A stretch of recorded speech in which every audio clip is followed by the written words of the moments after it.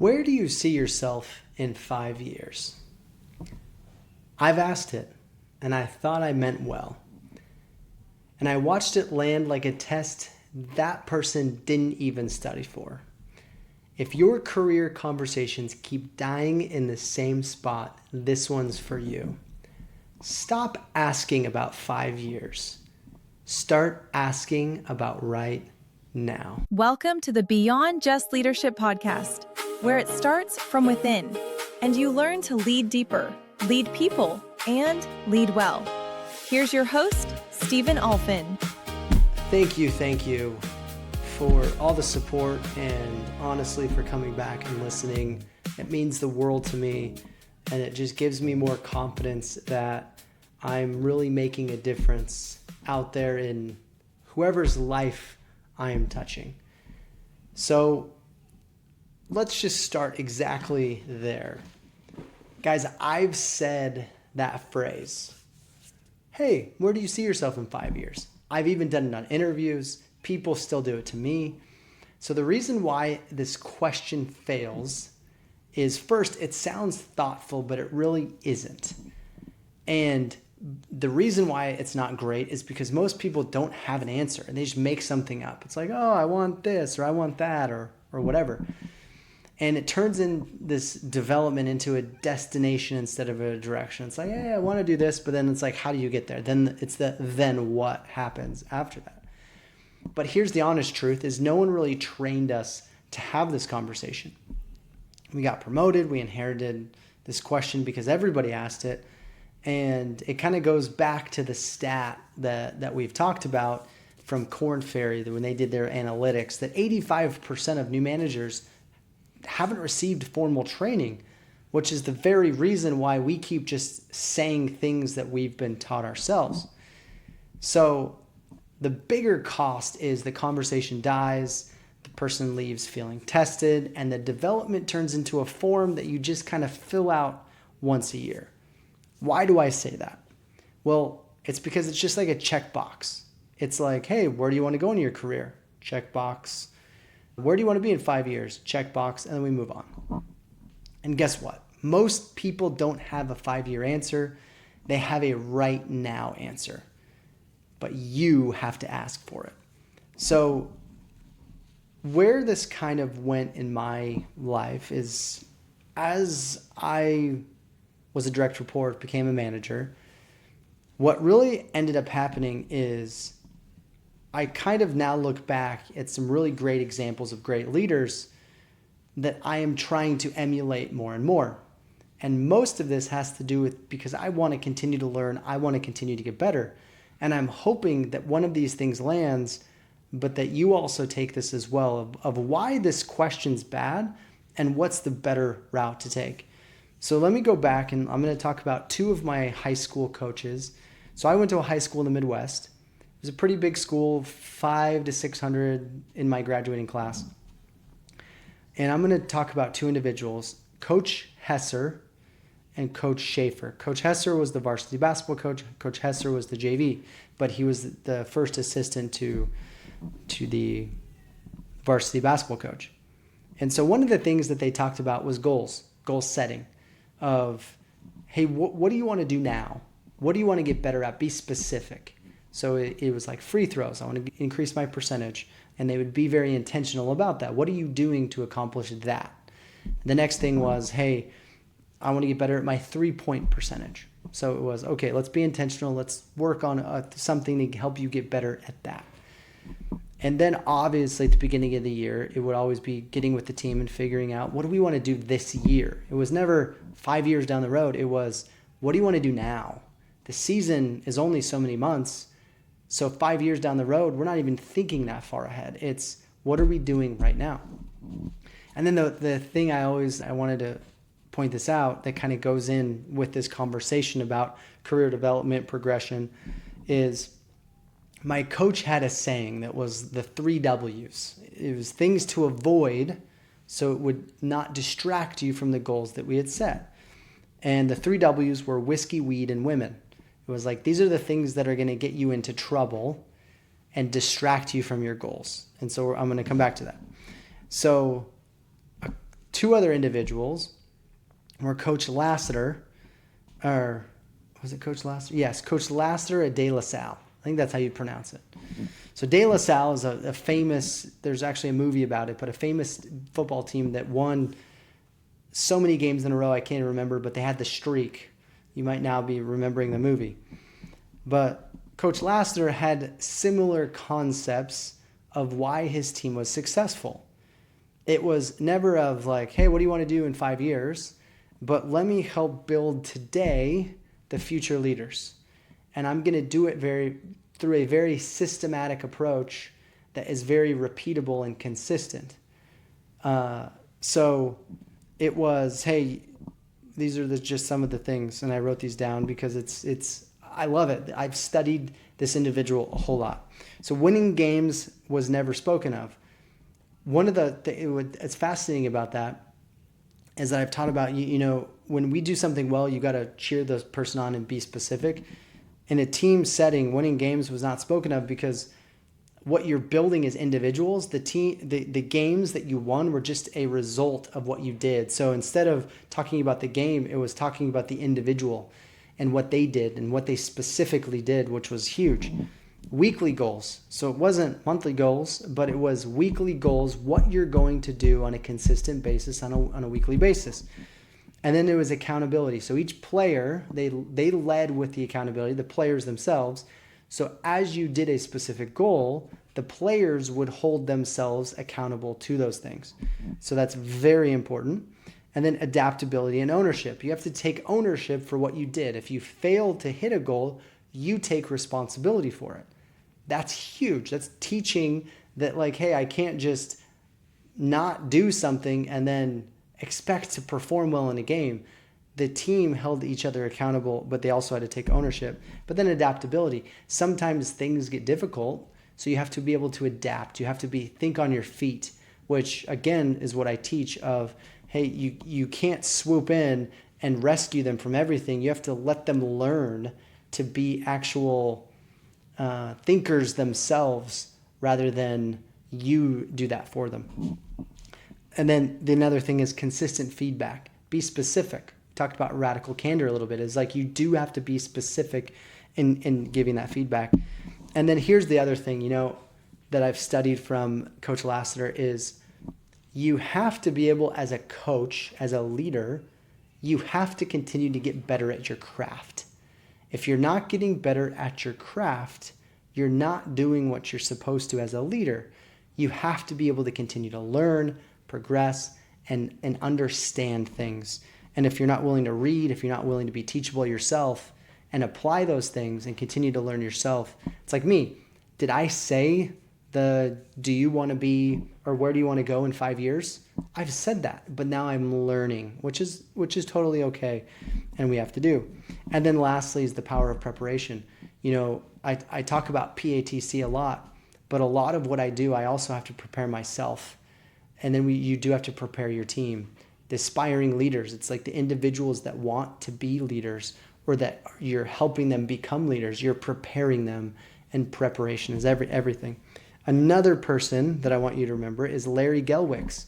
So that name might sound familiar, but it's an individual who led the Highland rugby team and won multiple championships. And I'm just going to go over a couple of things he said is we, not me. So it's us, the team. It's not just about me. Don't play with snakes. So what's funny is it's very similar to what my coach taught us is the 3 W's. Just don't do things that are going to get you into trouble. Attitude and effort.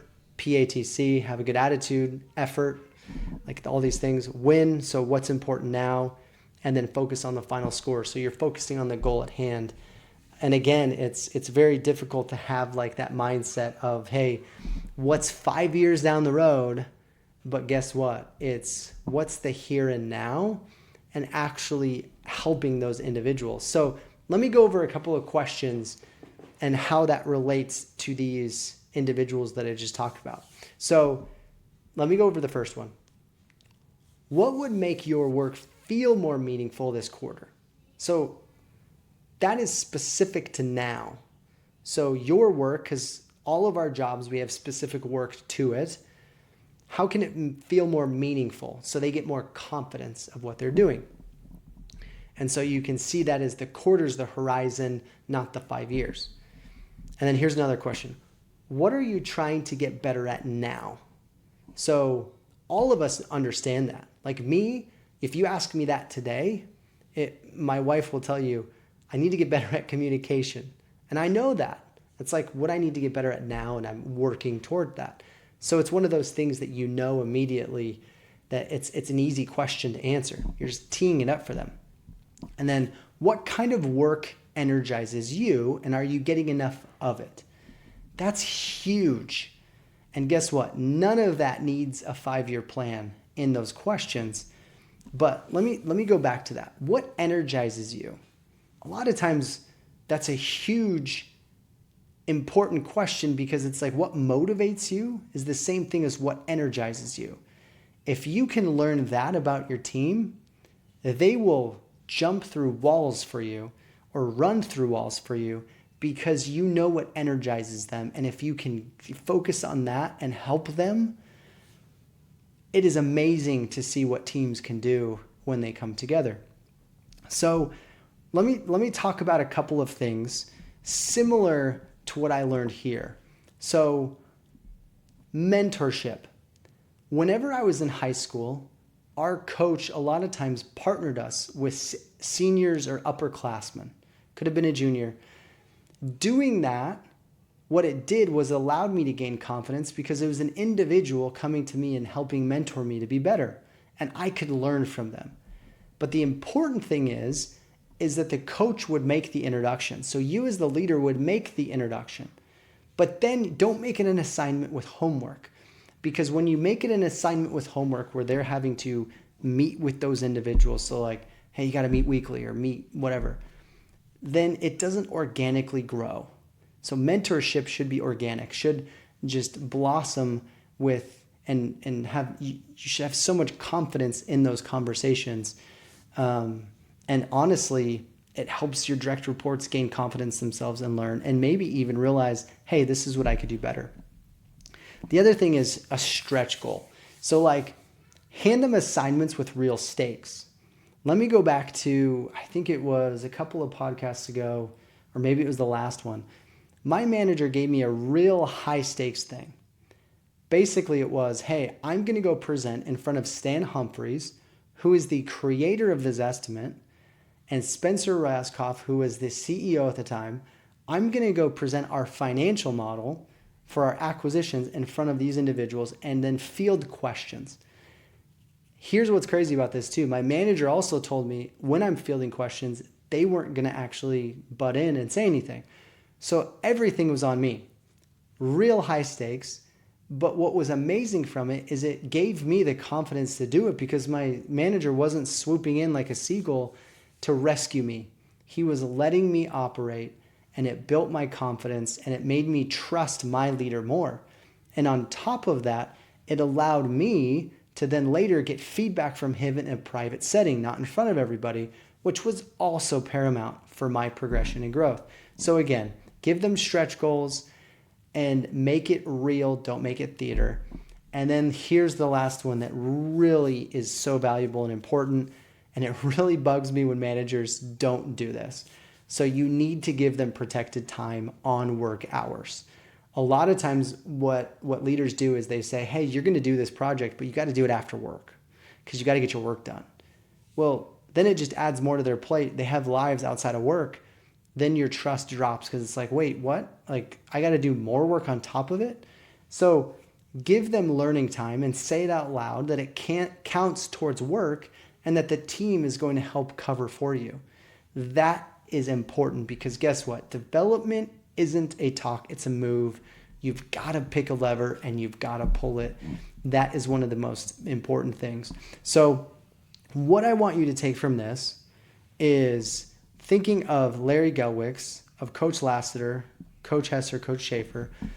All of them taught me so many important things, but I didn't realize it at the time. A lot of the things that you go through in life, you're not going to realize right now. But you've got to look back and realize that everything that you've learned up to this point were because of the people that managed you. take the best things, be teachable, but also remember that career development is more than just the 5-year question. Career development is methodical. It's the weekly, it's even the daily goals that you set that you help these individuals achieve. And don't be afraid to give them things and watch them fail. They will fail. That happens all the time. Because guess what? I think about my kids in this all the time.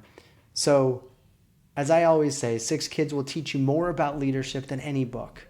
Right now, my daughter is entering high school. She just started school yesterday for her high school time. I don't even know how to say it right, but she's going to be a freshman.